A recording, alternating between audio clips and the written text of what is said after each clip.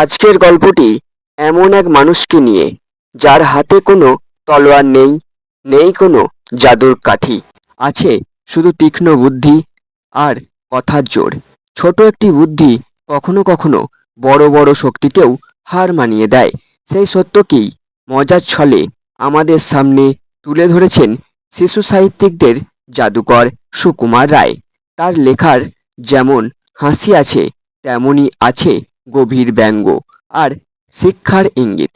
আজ আমরা শুনব তার রচিত উকিলের বুদ্ধি, যেখানে বুদ্ধির খেলায় পরিস্থিতি ঘুরে যায় একেবারে অন্যদিকে। চলুন শুরু করা যাক গল্পটি। গরিব চাষা, তার নামে মহাজন নালিশ করেছে। বেচারা কবে তার কাছে 25 টাকা নিয়েছিল, সুদে আসলে তাই এখন 500 টাকায় দাঁড়িয়েছে। চাষা অনেক কষ্টে 100 টাকা জোগাড় করেছে, কিন্তু মহাজন বলছে 500 টাকার 1 পয়সাও কম নয়।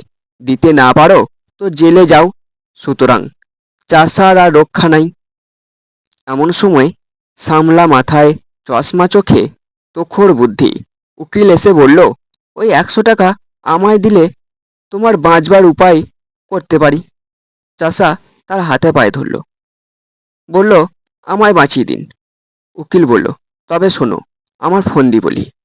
যখন আদালতের কাঠগড়ায় গিয়ে দাঁড়াবে, তখন বাপু হে কথা টথা কইও না। যে যা খুশি বলুক, গাল দিক আর প্রশ্ন করুক, তুমি তার জবাবটি দেবে না। খালি পাঁঠার মতো ব্যয় করবে।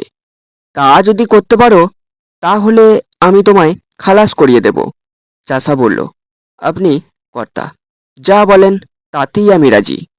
আদালতে মহাজনের মস্ত উকিল চাষাকে এক ধমক দিয়ে জিজ্ঞাসা করল, তুমি 7 বছর আগে 25 টাকা কর্জ নিয়েছিলে? চাষা তার মুখের দিকে চেয়ে বলল, ব্যা। উকিল বলল, খবরদার, বল নিয়েছিলি কিনা? চাষা বলল, ব্যা। উকিল বলল, হুজুর, আসামির বেয়াদবি দেখুন। হাকিম রেগে বললেন, ফের যদি অমনি করিস, তোকে আমি ফাটক দেব। চাষা অত্যন্ত ভয় পেয়ে কাঁদো কাঁদো হয়ে বলল, ব্যা ব্যা। হাকিম বললেন, লোকটা কি পাগল নাকি? তখন চাষার উকিল উঠে বলল, হুজুর, ও কি আজকের পাগল? ও বহুকালের পাগল, জন্মে অবধি পাগল। ওর কি কোনো বুদ্ধি আছে? না, কাণ্ডজ্ঞান আছে। ও আবার কর্জ নেবে কি? ও কি কখনো খত লিখতে পারে নাই? আর পাগলের খত লিখলেই বা কি? দেখুন দেখুন, ওই হতভাগা মহাজনটার কাণ্ড দেখুন তো। ইচ্ছে করে জেনে শুনে পাগলটাকে ঠকিয়ে নেবার মতলব করছে। আরে, ওর কি মাথার ঠিক আছে? এরা বলছে এইখানে একটা আঙুলের টিপ দে। পাগল কি জানে? সে অমনি টিপ দিয়েছে। এই তো ব্যাপার। দুই উকিলের ঝগড়া বেঁধে গেল। হাকিম খানিক শুনে টুনে বললেন, মোকদ্দমা ডিসমিস। মহাজনের তো চক্ষু স্থির। সে আদালতের বাইরে এসে চাষাকে বলল, আচ্ছা, না হয় তোর 400 টাকায় ছেড়ে দিলাম, ওই 100 টাকাই দে। চাষা বলল, ব্যা। মহাজন যতই বলে, যতই বোঝায়, চাষা তার পাঁঠার বুলি কিছুতেই ছাড়ে না। মহাজন রেগে মেগে বলল, দেখে নেব আমার টাকা তুই কেমন করে হজম করিস।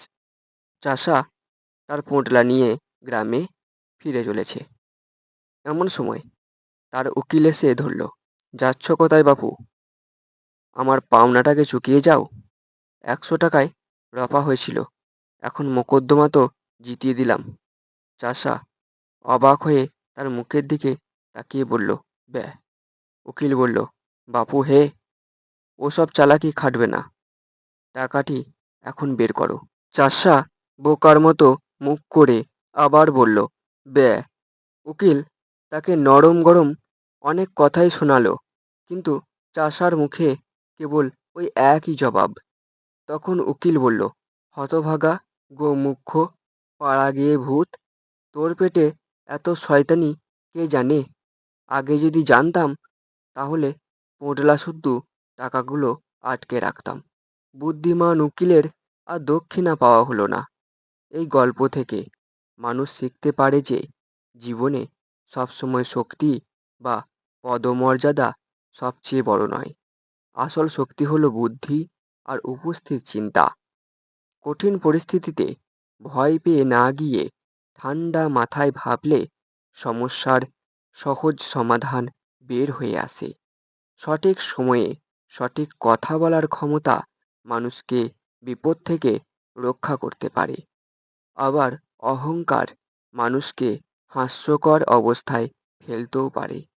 গল্পটি আমাদের বোঝায় যে কথার মূল্য অনেক এবং সংযম ও তীক্ষ্ণ বুদ্ধি থাকলে বড় বড় সমস্যাও সামলানো সম্ভব। হাস্যরসের মাধ্যমে লেখক বুঝিয়ে দিয়েছেন প্রকৃত জয়ের চাবিকাঠি হল প্রজ্ঞা, ধৈর্য ও উপস্থিত বুদ্ধি।